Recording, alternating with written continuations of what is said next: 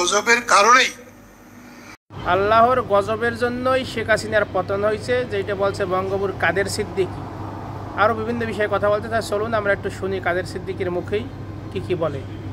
তাহলে নোবেল পুরস্কার পাওয়ার পর দুহাত প্রসারিত করে অধ্যাপক ইউনুসকে বুকে জড়িয়ে ধরতেন।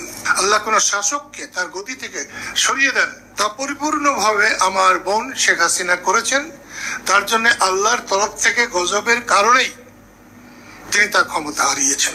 নিয়ে আমি ভীত, তাদের আন্দোলন এরকম ব্যর্থ হওয়ার জন্য আমি ভীত। এই জন্যে যে ভবিষ্যতে যারা অন্যায় করবে, অবিচার করবে, তাদের বিরুদ্ধে সাধারণ মানুষের রুখে দাঁড়ানোর যে প্রবণতা, ইচ্ছা, এদের ব্যর্থতা সেই ইচ্ছাকে দুর্বল করে দেবে। সেই জন্য আমি চেয়েছিলাম তারা যাতে ভালো থাকে, সম্মান থাকে। তারা তো এখনই ভাবছে যে নতুন সরকার আসলে তাদের পক্ষের যদি না হয়, তাদের পক্ষে হবে না, এটা হওয়ারও কোনো কারণ নাই, হবে না, তাহলে তারা যে আন্দোলন করেছে তাদের এই আন্দোলন তাদের ত্রুটি হিসাবে, দোষ হিসাবে ধরে নিয়ে তাদের শাস্তি দেওয়া যেতে পারে। আমাকে কেউ জিজ্ঞাসা করলে আমি কিন্তু বলবো এই আন্দোলনের জন্য কাউকে শাস্তি দেওয়া ভাবিকালের জন্য অন্যায় হবে। পরবর্তী যে কোনো কাজের জন্য শাস্তি হবে। টাকা তুলেছে শাস্তি হবে, মানুষকে মেরেছে শাস্তি হবে, বঙ্গবন্ধুর বাড়ি পুড়েছে এই জন্য ভাঙছে, এর জন্য তো শাস্তি হবেই। কিন্তু আন্দোলনের মধ্য দিয়ে প্রধানমন্ত্রী হাসিনাকে উৎখাত করা, এটা আল্লাহর তরফ থেকে হয়েছে, তাই শাস্তি দিতে হলে আল্লাহকে যে শাস্তি দিতে হবে, এটা খুব সহজ কথা না। জানি আমার কথা খুব একটা মূল্য হবে না। অধ্যাপক ইউনুসকে আমি খুব বড় মানুষ মনে করতাম।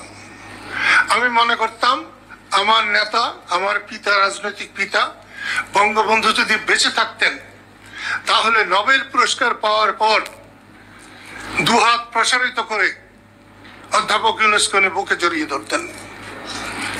আর তারই মেয়ে শেখ হাসিনা সেই অধ্যাপক ইউনুসকে আমাদের দেশের একটি শ্রেষ্ঠ সম্মান, এটা আমি আন্তরিকভাবে বিশ্বাস করতাম। শেখ হাসিনা যখন তাকে সুদখোর বলতেন আমার খারাপ লাগতো। আমি কিন্তু পরশুদিন আমার বাবা মার কবরের পাশে দাঁড়িয়ে আমি শেখ হাসিনাকে ধন্যবাদ দিয়েছি, বলেছি হ্যাঁ এই ক্ষেত্রে আমি ধন্যবাদ দিই যে আপনি আমার আগে অধ্যাপক ইউনুসকে আপনি চিনেছিলেন, আমি আপনার অনেক পরে, শুধু আপনার কেন দেশের মানুষেরও অনেক পরে আমি অধ্যাপক ইউনুসকে চিনলাম। আমার একটা দোষ আছে, আমি কোনো মানুষকে অসম্মান করতে পারি না, আমার বিরুদ্ধের লোককেও আমি অসম্মান করে কথা বলতে পারি না। নির্বাচন কমিশন হচ্ছে রাষ্ট্রের সর্বময় ক্ষমতার অধিকারী। কি হবে আপনাদের নিয়ে সেটা আপনারা জানেন, কিন্তু এই যে গণভোটটা যে ওদিন করবেন, কিসের উপরে করবেন? দেশের মানুষ জানে, যিনি ভোট দেবেন তিনি জানে যে এই বিষয়ের উপরে গণভোট? কেউ জানে না, কেউ জানে না। আবার 4টা বিষয় দেওয়া হয়েছে এই গণভোটে, সেটা 4টা প্রশ্নেরই একবারে হ্যাঁ না না। 4টা প্রশ্নে 2টা প্রশ্ন যদি অমত থাকে, সে কি 2টা প্রশ্ন অমত করতে পারবে? 2টা প্রশ্নে মত দিতে পারবে? নানান ত্রুটি আছে। আমি আপনাদেরকে, আমি মুখ পোড়া লোক, আমি আল্লাহ রসুল ছাড়া কাউকে ভয়